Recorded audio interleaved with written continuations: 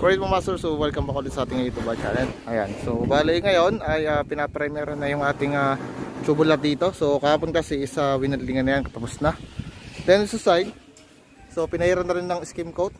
Ayan, kasi sila ay nagsasanipa na. Okay, so yung ginagawa nila na foreman dito, isa nagsasanipa ng mga master paikot. Ayan, so kinakasana nila. Ayan, may mga sanipa na. So ayan mga master, nandun sila ngayon nagawa, nagkakabit ng sanipa.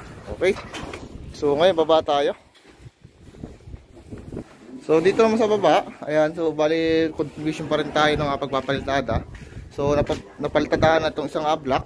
Ayan, so bali ano na to, napuruhan na yan. So bukas isa lagyan siya ng skim coat.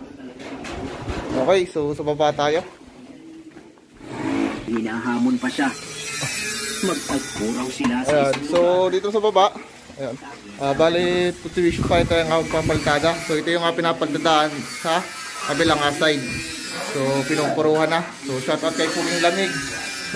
Ayan, so bukas isa skim coat na yan. So diretso na. Okay, so dito naman sa labas, bali kinasa ko yung ating mga drain pipe ng ating split pipe. Ayan, so kinasa natin dito. Diba doon sa taas yung isang aircon unit doon. So kinasa natin. Okay, so yun lang.